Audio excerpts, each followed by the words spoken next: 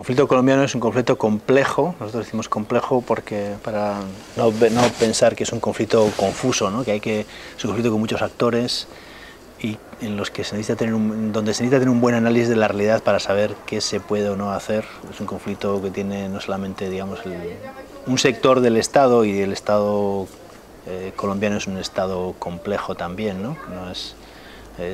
Colombia tiene una de las mejores cortes de constitucionalidad de América Latina y a la vez tiene un ejército que ha participado con los paramilitares en violaciones masivas de derechos humanos, ¿no? Esas dos cosas conviven en el aparato del propio Estado.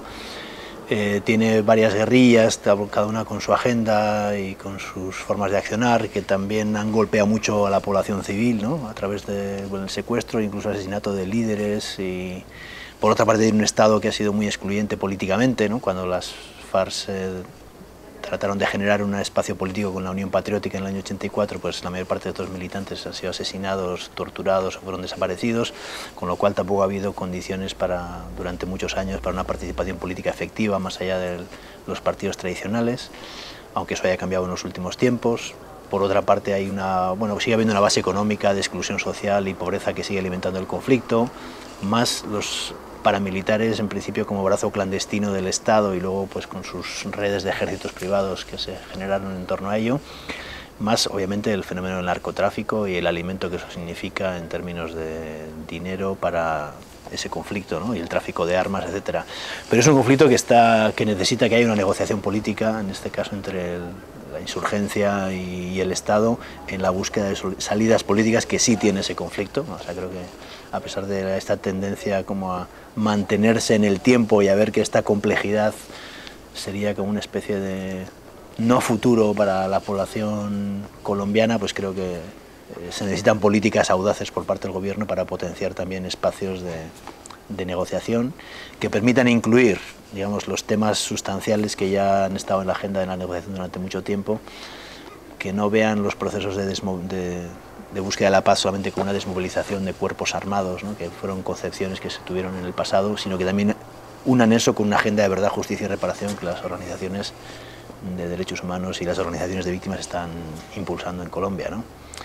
Una de las cosas, digamos, más interesantes en los últimos tiempos en Colombia para mí tiene que ver con la organización del movimiento de víctimas, ¿no? Plural, con sus diferencias, pero también con una agenda pues muy clara, trabajando en condiciones muy precarias, pero que eran un actor, si quieres, bastante invisible durante muchos años, ¿no? Entonces, en la actualidad, paradójicamente, a partir de la puesta en marcha de la Ley de Justicia y Paz, que es una ley que no se parece al nombre que tiene, fue una ley más pensada para la desmovilización de ciertos grupos, ciertos sectores paramilitares, en la práctica para blanquear, digamos, la estrategia del paramilitarismo en Colombia durante tiempo.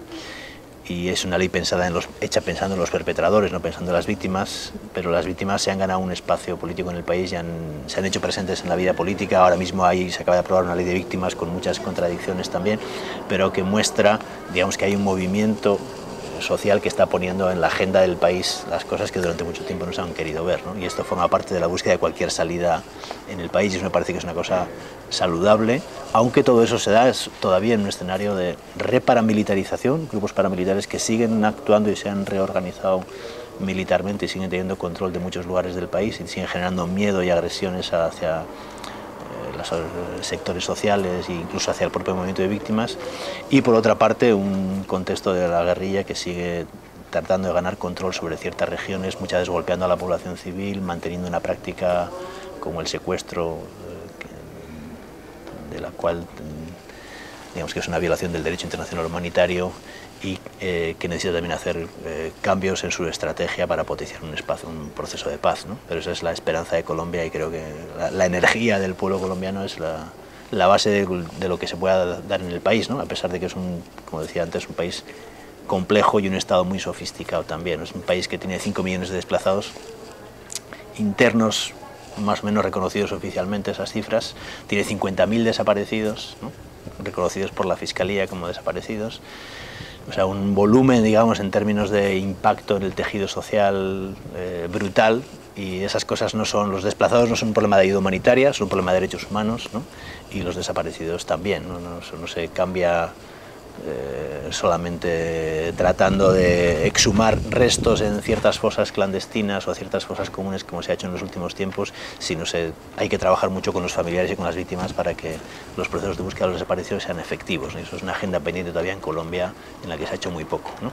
A pesar de que aparentemente pues, el gobierno transmita la impresión de que hay muchas cosas que se han hecho en ese país, etc., ¿no? Creo que es parte de los desafíos todavía en la actualidad, ¿no? En muchos de los conflictos el narco sigue siendo el alimento del conflicto, ¿no?